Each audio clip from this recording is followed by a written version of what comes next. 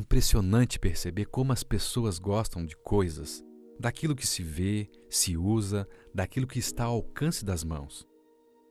O materialismo já era uma paixão no primeiro século, imagino hoje no século XXI.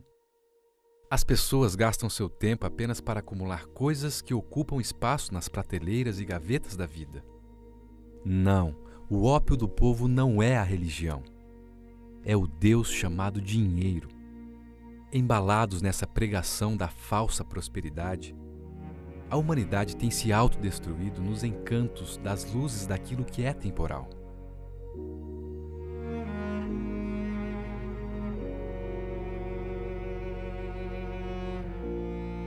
Na segunda carta aos Coríntios, capítulo 2, versos 14 e 17, o apóstolo Paulo diz: Graças, porém, a Deus que em Cristo sempre nos conduz em triunfo e por meio de nós manifesta em todo lugar a fragrância do seu conhecimento. Porque nós não estamos, como tantos outros, mercadejando a palavra de Deus. Antes, em Cristo é que falamos na presença de Deus com sinceridade e da parte do próprio Deus. E no capítulo 4, versos 1 e 2, Paulo diz: Pelo que tendo este ministério, segundo a misericórdia que nos foi feita, não desfalecemos. Pelo contrário, rejeitamos as coisas que por vergonhosas se ocultam, não andando com astúcia nem adulterando a palavra de Deus.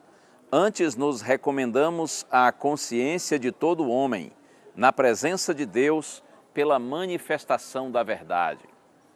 Nesses versos lidos, Paulo faz uma tremenda advertência. Mas é verdade que também ele ressalta o valor de um ministério puro, verdadeiro e sincero. No entanto, é fácil perceber a indignação de Paulo por aqueles que, segundo ele, estavam mercadejando a palavra de Deus, ou seja, estavam comercializando a palavra do Senhor. E Paulo diz que essas pessoas, elas viviam praticando coisas vergonhosas, andando com astúcia e adulterando a palavra de Deus.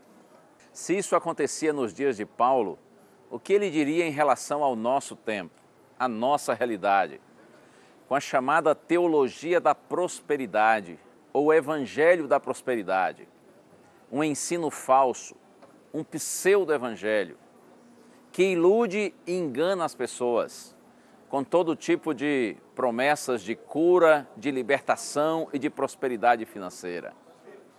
Outro dia eu estava no meu carro e liguei o rádio e ali estava um pregador fazendo uma longa oração. Depois da sua oração, ele disse que iria fazer uma promoção e a promoção do dia era: cada pessoa que tivesse um pedido de oração deveria depositar numa determinada conta bancária um valor de R$2. E ele dizia: gente, são apenas R$2. Para que valem R$2? Você deposita R$2 para cada pedido que você tiver. Se você tem 2 pedidos de oração, talvez um por você e um por um filho seu, então você deposita R$4. Se você tem 3 pedidos de oração, serão R$6. E aí você dirá: mas como que o Senhor vai orar por mim, vai interceder por mim? E ele disse: olha, quando eu for ao banco e tirar o extrato bancário da minha conta corrente, vai aparecer o seu nome. E aí, dependendo do valor, eu sei quantos pedidos de oração você tem. E nesse próximo final de semana, ele dizia: eu vou subir ao monte e vou estar intercedendo por você na presença do Senhor em jejum, em oração. E aí, a depender do valor que você depositar, eu sei quantos pedidos de oração você tem, eu sei inclusive o seu nome que vai aparecer no extrato bancário. Oh, permita a minha franqueza, isto é ridículo, isto é um absurdo, mas lamentavelmente nós estamos vivendo nesses dias de muito engano. Esses enganadores são identificados por Paulo como obreiros fraudulentos. Está aqui na segunda carta aos Coríntios, capítulo 11, versos de 13 a 15. Porque os tais são falsos apóstolos, obreiros fraudulentos, transformando-se em apóstolos de Cristo. E não é de admirar, porque o próprio Satanás se transforma em anjo de luz. Não é muito, pois, que os seus próprios ministros se transformem em ministros de justiça, e o fim deles será conforme as suas obras. Obreiros fraudulentos, falsos apóstolos, são expressões usadas por Paulo para identificar esses indivíduos que usam o nome de Deus para tirarem proveitos das pessoas por seus interesses egoístas. É claro que dentre esses pregadores da prosperidade pode existir alguma pessoa sincera. De repente o indivíduo está iludindo outros porque ele próprio foi iludido, ele próprio está iludido. Eu não tenho autorização e nem competência para julgar motivos, mas não tenho nenhuma dificuldade para avaliar a pregação e considerá-la completamente antibíblica. A palavra de Deus, como já lhe disse, ela é distorcida. Textos são descontextualizados e usados segundo seus propósitos, seus interesses escusos, egoístas e financeiros.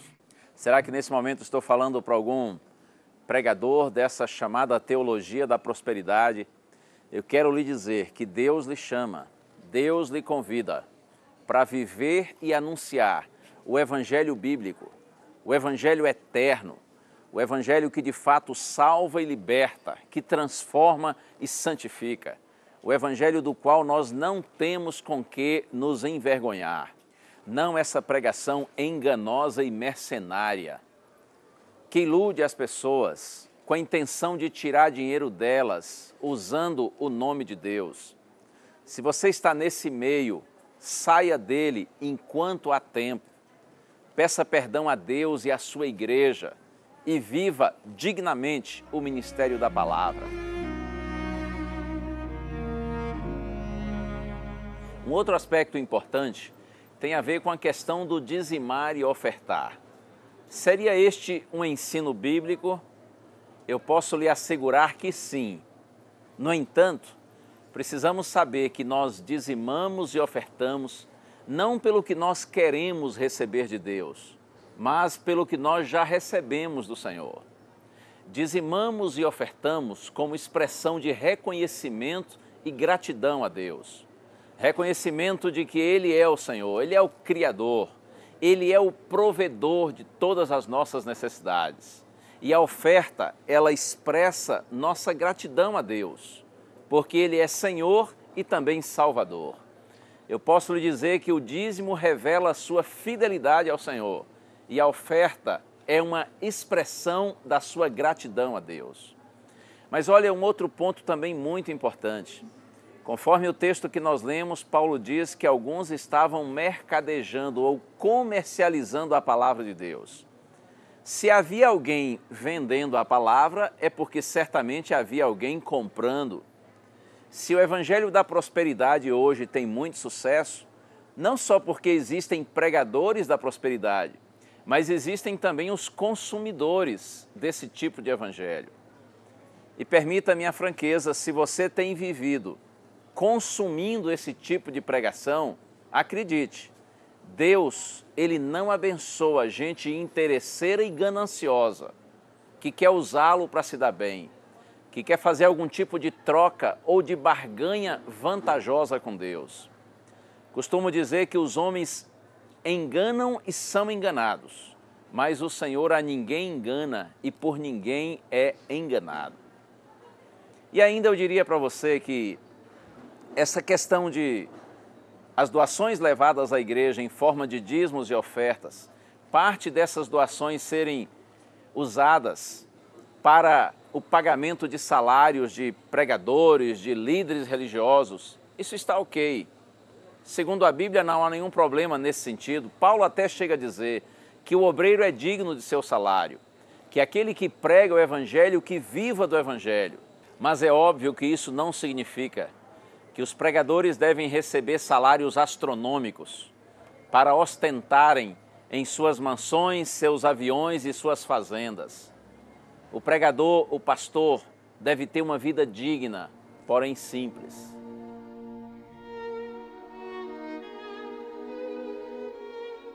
Na segunda carta aos Coríntios, capítulo 4, verso 18, Paulo diz, não atentando nós nas coisas que se veem, mas nas que se não veem.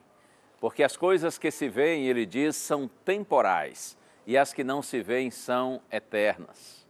Nossa atenção como filhos de Deus, nossa atenção máxima, deve estar não nas coisas que se veem, porque, diz Paulo, elas são temporais, elas são efêmeras, são passageiras. Todas as coisas que nós vemos neste mundo estão condenadas ao fogo, à destruição. Isso é só uma questão de tempo. Por isso, Paulo diz que nós devemos colocar nossa atenção nas coisas que não se veem, porque elas são eternas. Existe um mundo maravilhoso preparado por Deus para aqueles que o amam. Existe uma realidade superior e incomparavelmente melhor do que esta, que agora nós temos e nós vemos. É com esta visão, é com essa compreensão que nós, filhos de Deus, devemos viver neste mundo. Acredite, aos olhos do mundo, prosperidade tem a ver com o ter, mas aos olhos de Deus, prosperidade tem a ver com o ser. O que nós levaremos para o céu não é o que nós temos, mas o que nós somos. Nós levaremos o nosso caráter. E eu quero terminar essa reflexão lendo um outro texto maravilhoso de Paulo. E o Deus da esperança vos encha de todo gozo e paz no vosso crer, para que sejais ricos de esperança no poder do Espírito Santo. Que a bênção do Senhor repouse sobre você e a sua casa. Que você seja verdadeiramente rico de esperança, tendo paz, tendo alegria no Senhor pelo poder do Espírito Santo. A graça do Senhor Jesus Cristo e o amor de Deus e a comunhão do Espírito Santo sejam com todos vós.